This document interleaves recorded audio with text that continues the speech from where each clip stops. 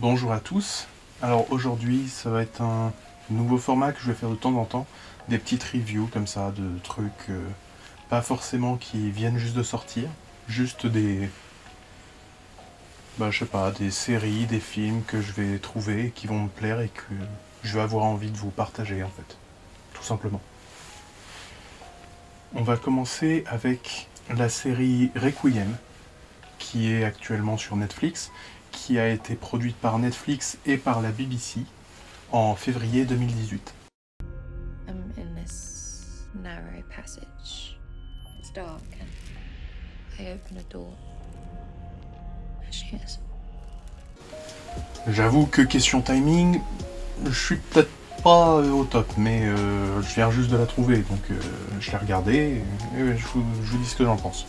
On va suivre Matilda Gray, une violoncelliste anglaise qui est en train de percer. Franchement, elle est en train d'enchaîner les concerts et tout dans les grandes salles. Elle fait ses concerts avec son ami de toujours, Hal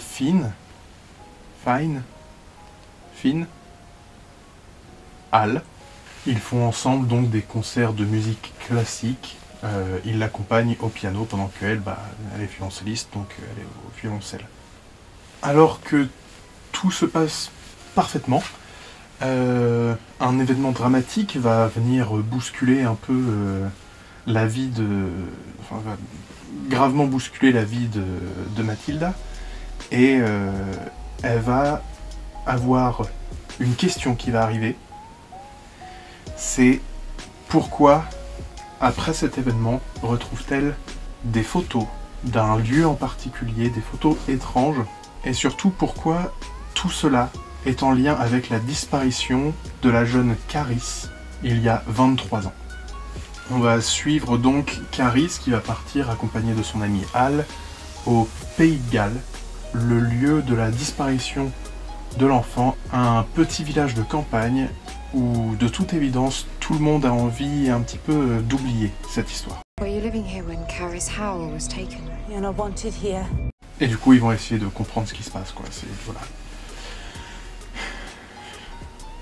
Je sais vraiment pas si ça donne envie de regarder ce que je viens de dire. Matilda Gray est jouée par Lydia Wilson, qui a joué dans Star Trek Sans Limite. Elle a joué Kalara. J'ai pas vu le film. Hal, lui, il est joué par Joel Fry. Qui a joué dans Game of Thrones, dans Cruella, qui est sorti. Il a joué dans pas mal de films. Et pas beaucoup que je connais, donc... mais il est bon acteur. Bon, je vais vous dire ce que j'en pense. Donc, qu'est-ce que j'ai pensé de la série? Eh bien, c'est une série qui est, franchement pas mal. C'était un bon moment. Ça va pas révolutionner votre vision de l'étrange. Je dis pas de l'horreur parce que clairement c'est pas de l'horreur. Il n'y a pas de quoi, flipper un gros coup. Même si j'avoue que 2-3 fois, ça m'a fait peut-être allumer les lampes pour éviter de traverser les salles dans le noir. Mais ça c'est juste parce que j'ai regardé ça pendant un orage. Donc la série a un rythme assez lent, mais en même temps elle n'a que 6 épisodes, donc ce qui fait qu'en fait il se passe jamais rien. Ça va pas avancer super vite, mais il y a toujours des choses à dire, il y a toujours des choses qui se passent. Bien que le scénario tombe dans certains clichés qui auraient pu être évitables, il y a certains éléments qui viennent plus ou moins rattraper le coup, ce qui fait que c'est des clichés, mais c'est pas si gênant que ça. C'est juste que on le voit un peu venir, mais voilà, c'est pas non plus énervant. C'est pas les clichés où on est là, on fait... Voilà. Et à contrario, certains moments de la série, au milieu des trucs qu'on peut voir venir, il y a des éléments qui, on va se dire, ah ça, ok, je l'avais pas vu venir, ok. Donc voilà, il y a un peu à prendre et à laisser au niveau de l'histoire générale. Le scénario, il est pas parfait, mais il est pas inintéressant et puis il est pas chiant, quoi. Qu'est-ce que je te dise au bout d'un moment? C'est pas chiant. Au niveau de la réalisation, alors ce qui m'a fait un peu rire, c'est que moi je lance les séries que sur le synopsis, hein. Je regarde pas c'est fait par telle personne, c'est fait où, c'est fait...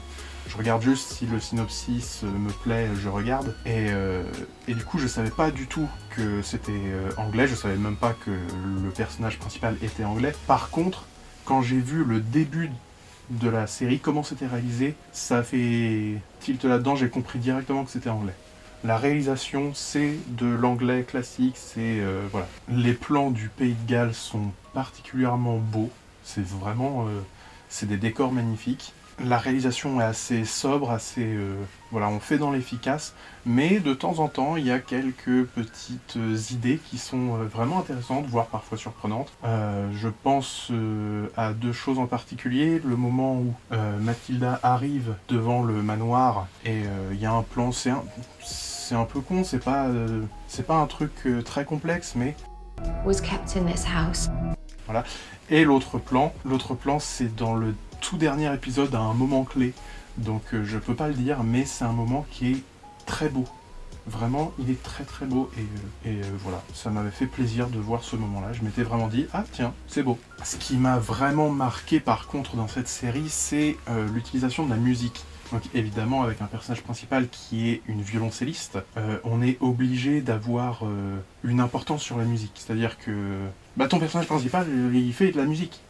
Donc si ta musique elle est nulle, bah c'est dommage. Là non, alors que à certains moments ils savent éviter d'utiliser de la musique justement, ils savent laisser la place au silence pour soit construire une ambiance, soit pour... Enfin, c'est toujours pour construire une ambiance, mais on sait quand il faut rien mettre, et au contraire, quand il faut mettre une musique, les musiques elles sont vraiment entre l'étrange et le fascinant. Il y a vraiment des musiques qui ont un côté entêtant et lancinant qui reste vraiment longtemps en tête et qui font qu'on va penser après à la série parce que on a la musique en tête quoi. Le générique est vraiment cool aussi.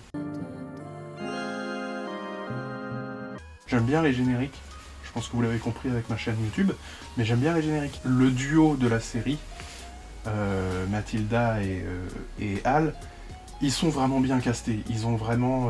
déjà, on sent ils s'entendent bien, on sent qu'il y a un truc entre eux, mais surtout, ils représentent bien leurs personnages. Les autres rôles sont peut-être un peu moins marquants. En fait, sur tout le visionnage de la série, il y avait deux autres personnages qui m'avaient tapé dans l'œil au visionnage, et en fait, c'était effectivement deux personnages qui étaient importants, donc qui avait un peu plus de développement, j'imagine, qui fait que ils avaient un peu plus tapé dans l'œil. Même si on comprend que Mathilda est le personnage principal, Al est particulièrement attachant. Il n'est pas dans le cliché du meilleur ami qui voudrait plus, mais qui n'y a pas... ce cliché qu'on a très, voire trop souvent... dans les séries où il y a un duo homme-femme, et il n'est pas non plus là juste pour alléger un peu le ton de la série, pour machin, non, il est vraiment important, il est pertinent, il apporte vraiment à l'histoire, et vraiment, là où le personnage de Mathilda est prenant par son histoire, et effectivement par le jeu de Lydia Wilson, parce que elle joue bien, Al est vraiment touchant. On a envie que ce soit notre pote en fait. On se dit, ouais, lui, on peut compter sur lui. Enfin, littéralement, le mec, il a quitté l'Angleterre pour aller au Pays de Galles juste pour sa pote, quoi. Bro, quoi. Mathilda, elle, est intéressante dans son évolution parce que c'est un vrai questionnement sur qui elle est. C'est ça, la série, c'est qui est-ce qu'elle est. Et c'est super intéressant parce que on refuse de nous donner toutes les réponses d'un coup. On refuse de nous donner des réponses claires. Tout du long de la série, c'est possible que ce soit ça, mais ça peut être autre chose. Ah, voilà, donc c'est ça qui est intéressant, j'ai beaucoup aimé le fait que on donne toujours un petit peu et en même temps on n'est jamais trop sûr. On a une Mathilda qui doute de son passé, qui doute de ses pensées, qui se demande si elle est folle. Am I going crazy? Would you tell me if I was? Et elle nous embarque avec elle et on se pose les mêmes questions qu'elle, et c'est ça qui est vraiment intéressant, je trouve, avec le personnage de Mathilda. Bon, évidemment, tout n'est pas parfait, donc j'ai envie de dire, il y a ce très gros problème qui m'énerve toujours dans les séries, c'est le fameux « pourquoi tu donnes pas les informations ?» Ça, c'est vraiment un truc qui m'énerve. C'est les gens, genre, je sais pas, le mec qui va se faire arrêter et t'as envie de lui dire, mais tu sais, tu te rends compte que si t'avais donné les informations, le policier, il pouvait aller vérifier et il se rendait compte que tu étais pour rien. Mais non, pour l'évolution de l'histoire, il faut que le personnage aille là-bas, donc voilà. Ce genre de truc, c'est chiant en vrai. Mais, et du coup, il tombe plusieurs fois dans ce problème-là dans la série. Ça, c'est ce qui est un peu énervant. Et aussi le fait que même si les personnages jouent bien, les acteurs jouent bien, les personnages sont intéressants, on sent que les relations entre eux, c'est pas forcément... Il y a 6 épisodes, quoi. Donc il y a une histoire. Les relations entre les personnages, on le fait en viteuf, mais c'est pas super important. Ce qui fait que quand un événement important va se dérouler impliquant tel ou tel personnage, bah en vrai t'es pas tellement touché, quoi. T'es juste là, t'as envie de dire, non mais, ok, Jean-Jacques qui vient de perdre sa jambe, sa voiture est en flammes, sa maison est détruite, il y a 455 personnes qui sont en train de lui jeter des cailloux, mais l'histoire. Parce que moi j'ai envie de savoir ce qui lui arrive à Mathilda. Donc ils ont étoffé l'histoire au détriment des relations entre les personnages, ce qui fait que bah on n'est pas touché quand il se passe un truc chez les autres. Il n'y a que Al et Mathilda qui nous intéressent. Mais en soi, bah c'est pas forcément un mal, parce qu'au final c'est eux qu'on suit, quoi. C'est eux qu'on a envie de voir. Donc bref, cette série courte en 6 épisodes, moi elle m'a vraiment embarqué, elle m'a vraiment prise par la main, elle m'a fait allez, on va passer 6 heures de kiff, je t'emmène à Disney, t'inquiète. Ouais, franchement, moi qui ai tendance à regarder les séries lentement, je regarde un épisode de temps en temps, là c'est une série que j'ai vraiment éclatée en une semaine. Ouais, franchement, c'était un bon moment. Ça va pas révolutionner votre vision de ce genre, ça va pas changer votre vie, ça va pas... Par contre, vous ne passerez pas un mauvais moment, parce que c'est une série qui est... Ouais, moi j'ai... Voilà, j'ai pas envie de vous dire que vous allez passer un excellent moment, parce que moi j'ai passé un excellent moment, mais si ça se trouve, vous allez... j'ai vu des gens qui trouvaient que c'était chiant, que c'était mal joué... c'était souvent des gens qui disaient qu'ils avaient regardé qu'un seul épisode sur les 6. Bref, Requiem, c'était une surprise pour moi, je n'attendais pas cette série, j'en avais jamais entendu parler. J'ai vu cette série, j'ai beaucoup aimé, j'ai vraiment beaucoup aimé. Si vous décidez de regarder cette série après avoir vu ma vidéo, j'espère que ça vous plaira. N'hésitez pas à me dire ce que vous avez pensé de la série. Et on se retrouve pour... je pense que la prochaine vidéo, ce sera une histoire au coin du feu. Il y a des nouvelles légendes qui sont en préparation. Une autre vidéo sur les chansons. J'ai d'autres projets aussi en parallèle. Je pense que je travaille sur une petite série de fiction qui sera, je pense, mieux que la précédente. J'espère en tout cas. Parce que c'est tout ce qui m'intéresse de toute façon. C'est m'améliorer. À chaque fois que je fais une nouvelle vidéo, je veux essayer d'apprendre des nouvelles choses. Si je fais une vidéo et qu'elle a les mêmes défauts que la vidéo précédente, je serai pas content. Donc voilà, j'apprends sur le tas, j'apprends les choses, j'évolue petit à petit, je tente des choses.